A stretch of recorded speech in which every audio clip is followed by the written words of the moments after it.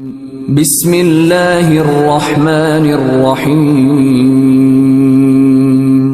بیٹیوں کا نام نرجس رکھو، اپنی بیٹیوں کا جب بھی کوئی بیٹی ہو اس کا نام نرجس رکھو، نرجس زہرا۔ اگر کوئی نرجس زہرا رکھے تو اس بچی کی زندگی میں روشنی آتی۔ بی بی زہرا کی یہ آخری بہو ہے، ظاہری طور پہ یہ آخری بہو ہے بی بی زہرا کی، ہماری ماں بی بی نرجس خاتون۔ اور جتنا تم بی بی نرجس خاتون کے قریب ہوگے اپنی ماں کے، اور ان کو بولو گے اپنے سارے اعمال جب بھی کوئی زیارت پڑھو ہمیشہ بی بی نرجس خاتون کو ضرور ہدیہ کرو۔ اور اس کے بعد بی بی کو بولو کہ بی بی آپ اپنے فرزند کو بول کے، آپ ہمارے زمانے کے امام کو بول کے، آپ جو ہے ہماری یہ دعا کو قبول کرا لو، تو اس سے اتنی جلدی دعا قبول ہوتی۔ اور اگر روزانہ کوئی بی بی نرجس خاتون کی بارگاہ میں کم از کم 18 مرتبہ صلوات، بسم اللہ الرحمن الرحیم اللہم صلی علی محمد وآل محمد وعجل فرجہم، بی بی کی بارگاہ میں 18 مرتبہ صلوات کا ہدیہ کرو اور دعا کرو بی بی آپ کو یہ صلوات کا میں ہدیہ کر رہی، آپ اپنے فرزند کو بول کے، اپنے شوہر کو بول کے میرا یہ کام کرا دو۔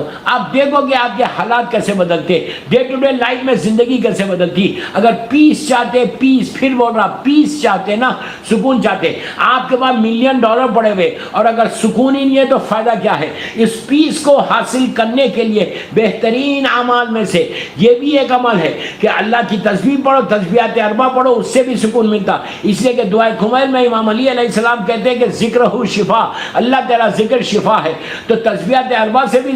سکون ملتا۔ اس کے علاوہ جو آپ کو سکون ملتا صلوات پڑھنے سے، ایک ایک معصوم کو اگر کوئی ہدیہ کرے صلوات، اور روزانہ اگر 18 مرتبہ 18 ٹائم بی بی نرجس خاتون کو کوئی صلوات پڑھ کے اللہم صلی علی محمد وآل محمد وعجل فرجہم کہہ کر اگر آپ نے ہدیہ کیا، آپ میری بات پہ یقین کرو، افسوس کی بات یہ ہے کہ ہم نہیں کرتے، لیکن تم کرو بی بی کو، اور اس کے بعد بولے بی بی آپ اپنے بیٹے کو بولیے، ماں بیٹے کو بولے گی تو ماں وہ بھی ایسا بیٹا، زمانے کا امام، ایسا بیٹا، تو کیسے آپ کی دعا قبول نہیں ہوگی؟ آپ کوئی حاجت مانگو، کچھ مانگو بی بی نرجس سے، کمال بی بی نرجس کا ایک عجیب کرم ہے، ایک عجیب لطف ہے بی بی کا۔ اگر اپنی ماں ہماری ماں بی بی نرجس خاتون سے ہم قریب ہو جائیں تو امام سے اور قریب ہوں گے آپ۔ اس لیے کہ کوئی اگر ماں کو ہدیہ کرے گا، آج بھی دنیا میں اگر آ کے کوئی مجھے بولے، دنیا میں مجھے کوئی آ کے بولے کہ بابا بیٹا سنو میں نے تمہاری ماں کے لیے 18 صلوات پڑھے، تو اب مجھے کتنی خوشی ہوگی، میں آپ سے پوچھ رہا۔ اگر کوئی بیٹے سے آ کے کوئی یہ پوچھے،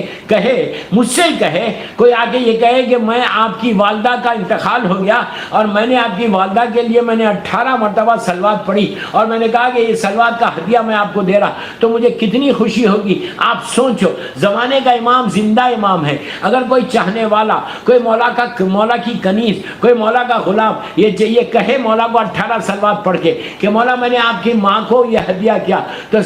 ہم کو جب اتنی خوشی ہوگی، زمانے کے امام کو کتنی خوشی ہوگی کہ یہ جو میرا شیعہ ہے، یہ میرا چاہنے والا، یہ میری ماں کے لیے اس نے کیا۔ اب اس کے بعد اگر آپ نے دعا مانگی تو دعا کیسے قبول ہوگی؟ اب مثال کے طور پہ کوئی آگے مجھے بولے کہ میں 18 مرتبہ صلوات پڑھا، can you help me for this, کیا آپ میری مدد کر سکتے؟ اگر میرے اختیار میں نہیں بھی ہے تو میں کوشش کروں گا۔ کوئی ایسی چیز ہے جو امام کے اختیار میں نہیں ہے؟ زمین اور آسمان کا مالک ہے، زمین اور آسمان کا مالک ہے، جو آخری حجت ہے اللہ کی۔ کیا کوئی ایسی چیز ہے کہ جو زمانے کے امام کے اختیار میں نہیں ہے؟ ہر چیز ان کے اختیار میں ہے، لیکن بہترین طریقہ اپنی دعاؤں کو قبول کرانے کا یہ میں آج یہ عمل دے کے جا رہا کہ 18 مرتبہ صلوات پڑھ کے بی بی نرجس کو ہدیہ کر کے، بی بی نرجس خاتون کو زمانے کے امام کی بارگاہ میں بولو کہ مولا میں نے آپ کی ماں کو ہدیہ کیا ہے، مولا اپنی ماں کے نام پہ میرا یہ کام کر دو، مولا میری یہ پریشانی دور کر دو، مولا میرے کاروبار میں برکت دے دو، مولا میرے رزق میں برکت دے دو، مولا میرے ماں باپ کی مغفرت کرا دو،